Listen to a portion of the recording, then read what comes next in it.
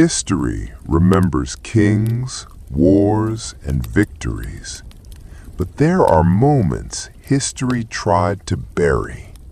Moments where one forgotten decision changed thousands of lives. In the winter of 1147, beneath a sky the color of dying ash, a sealed record was hidden inside a stone monastery wall, not to protect the truth, but to keep the world from ever knowing it.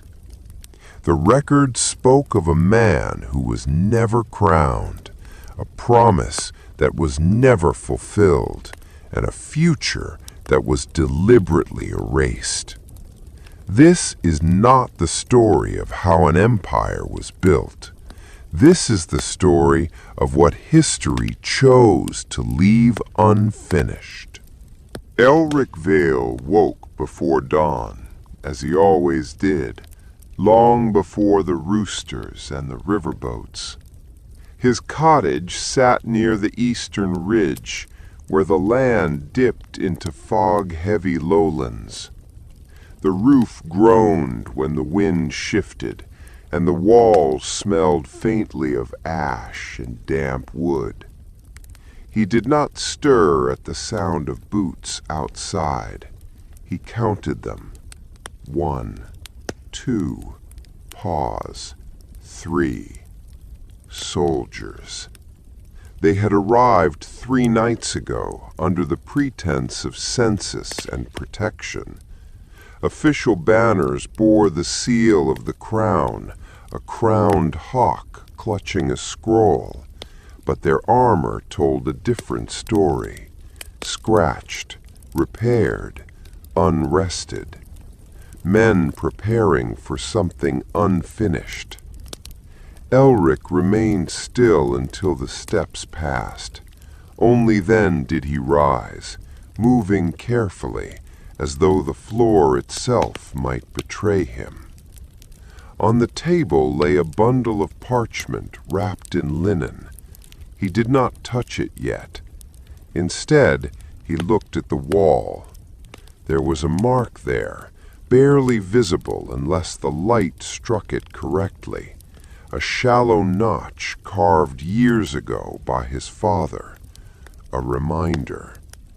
If they come for records, burn them. If they come for names, remember none.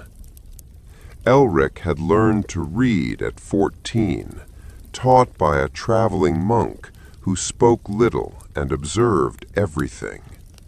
Reading, the monk said, was a dangerous skill.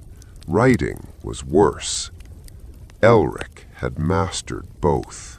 Greyhaven Square came alive slowly, like a creature reluctant to wake. Doors opened an inch at a time. Women carried baskets without speaking. Children were pulled close. Every movement felt rehearsed, as though the village had practiced fear long before soldiers arrived. Captain Rowan stood near the well, tall and composed, his cloak clasped neatly at the shoulder. He smiled too often. Men who smiled like that believed themselves reasonable. "We're here to ensure order," he announced, to no one in particular. "Times are changing." No one asked how. Elric kept his head down as he passed, offering the proper nod, nothing more. His role in Greyhaven was simple: ledger keeper, copyist, sometimes messenger, useful, replaceable, invisible. He entered the records hall, a stone building older than the church itself. Inside, shelves sagged under the weight of scrolls and bound volumes, tax lists, births, land agreements, all the small truths that, when gathered, became power. Rowan followed him inside. "Master Vale," the captain said pleasantly, "you keep fine records." "I keep accurate ones," Elric replied. "Accuracy is relative." Rowan's gaze moved across the shelves. "The Crown has ordered a consolidation of archives. Certain records will be transferred to the capital." Elric felt the words settle like frost. "Which records?" he asked. Rowan smiled again. "All of them." That night, the bell still did not ring. Elric sat alone, candle burning low, parchment unwrapped. The documents inside were not official records. They were copies, duplicates he had made over years, quietly, carefully. Names removed from registries, families erased from tax rolls, land deeds altered so borders shifted just enough to confuse collectors. None of it illegal at the time, all of it dangerous now. He had not done it for rebellion. He had done it because history had taught him something essential. Those who control records decide who existed. A knock came at the door. 3 taps, slow, uneven. Mara. She entered without waiting, cloak damp, eyes sharp despite exhaustion. She had once been a healer's apprentice. Now she moved through Greyhaven like a rumor, present everywhere, acknowledged nowhere. "They're copying names," she said quietly, "not taking scrolls, writing lists." Elric nodded. "Then the originals won't matter." "They always matter," Mara replied, "just not to the same people." She glanced at the parchments. "Is it time?" Elric hesitated. Outside, the fog pressed closer to the windows, as though listening. "Yes," he said, "it's time." Before dawn, Elric left Greyhaven. He took no horse, no banner, only a satchel and a walking staff, worn smooth by his father's hands. The marshlands swallowed sound, and the path through them shifted with every season. Only those who memorized it survived. By mid-morning, he reached the old watchtower. It had once guarded a border that no longer existed. Stone cracked, moss climbed freely, but inside, beneath collapsed beams, waited Brother Aldrin, no longer a monk, not officially. "You're late," Aldrin said. "I had to choose what to forget," Elric replied. They exchanged no greeting beyond that. Aldrin took the satchel, unwrapped the parchments slowly, reverently. "These will disrupt the census," he said. "Delay taxation, create confusion. Confusion buys time, and time buys war," Aldrin replied. Elric met his eyes. "Or prevents it." Aldrin sighed. "You still believe that?" "I believe silence is no longer enough." When Elric returned 2 days later, Greyhaven had changed. The bell stood shattered. Stone fragments lay scattered across the square, ropes severed. Soldiers surrounded the church. Captain Rowan stood with his arms crossed, expression unreadable. "An accident," he announced loudly. "Tragic." No one believed him.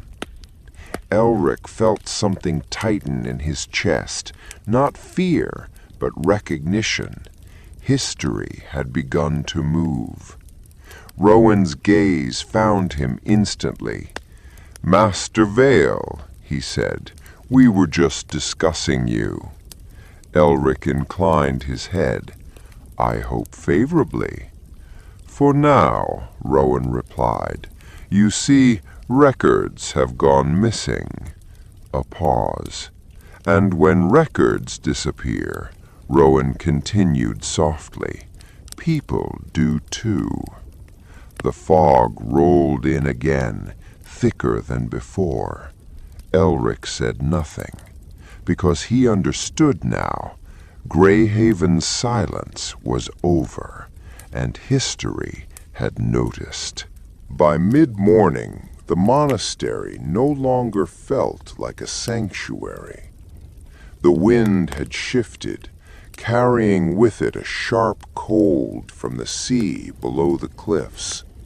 It slipped through the stone corridors and settled into the bones of every man inside. Brother Thomas noticed it first in the chapel, where the candles flickered as if disturbed by unseen footsteps. The morning prayers were shorter than usual. No one spoke afterward. Brother Matthias, the eldest among them, remained kneeling long after the others had risen. His hands were folded tightly, knuckles pale beneath thin skin. When he finally stood, his gaze met Thomas's, steady, knowing, and burdened with something far heavier than age. "The wall," Matthias said quietly. "Has it been disturbed?" Thomas swallowed. Yes. That single word was enough.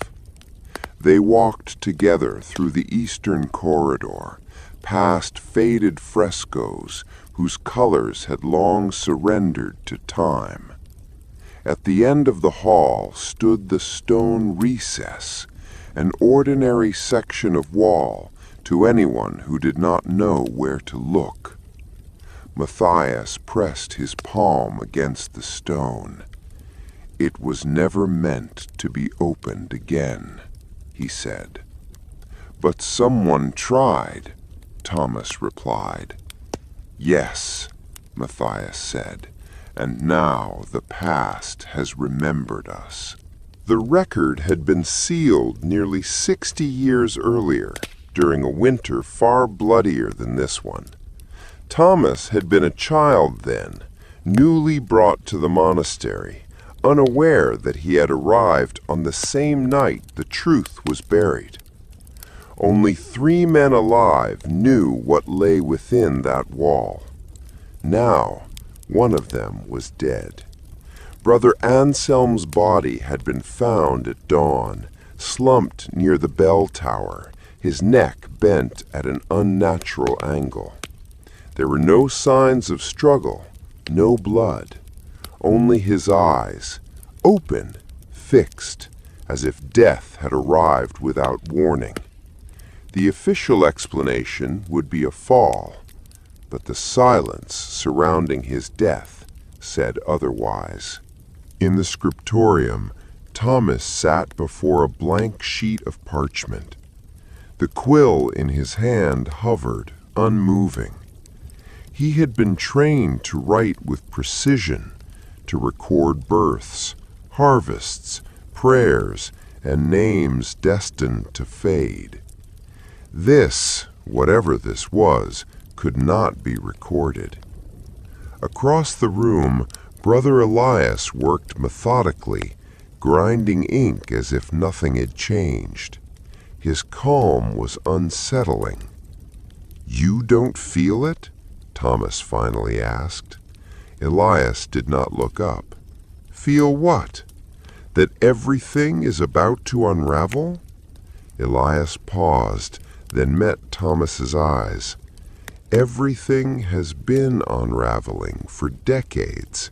We have simply been pretending otherwise. By afternoon, the riders arrived.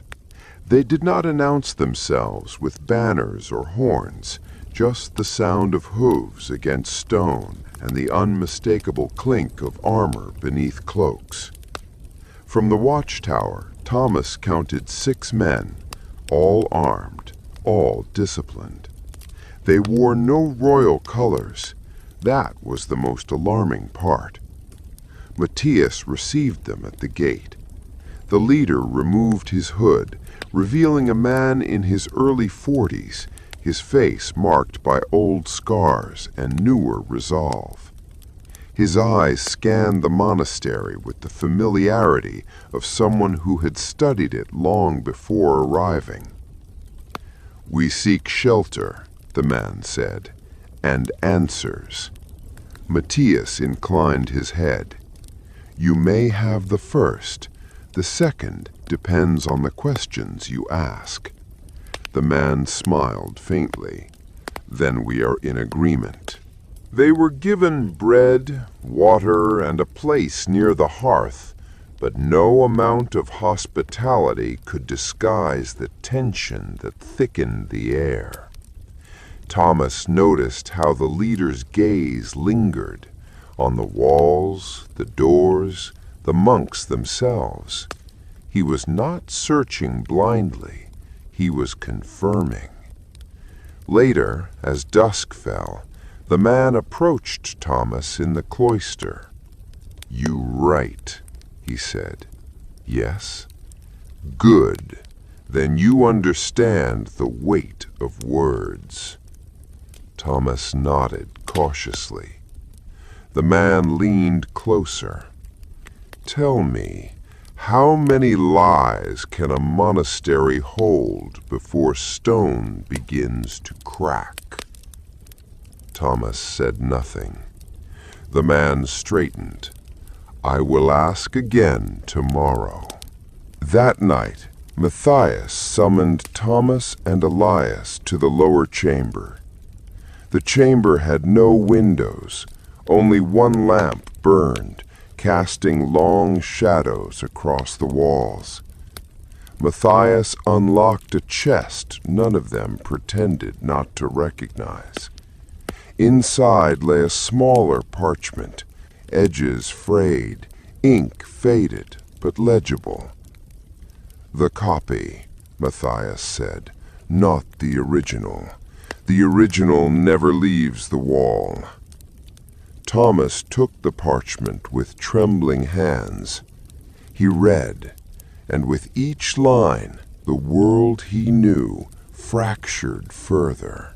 The document spoke of a child born in secrecy during the final year of a dying king's reign.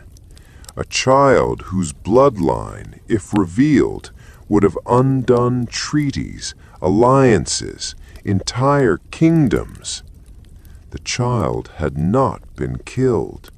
He had been hidden, raised under another name, protected by an oath sworn not to God, but to history itself. Elias exhaled slowly. "They lied to everyone."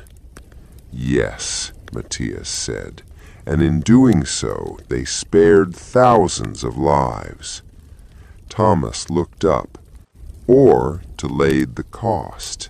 The riders stayed. Days passed, then weeks. The leader, who called himself Marcus, began asking questions more openly about Anselm, about the old winters, about the years the monastery had closed its gates to outsiders. Thomas watched as Marcus's men mapped the ground subtly, memorizing paths, measuring walls with their eyes. One evening, Marcus spoke plainly. "You are guarding something," he said, "something worth killing for." Matthias did not deny it. Marcus nodded. Then you understand why we cannot leave. Far away, beyond the cliffs and forests, letters were being written. Seals pressed into wax. Orders whispered. The world was shifting toward the monastery, drawn by a truth long denied. And deep within the stone walls, the original record remained untouched, silent, patient, waiting.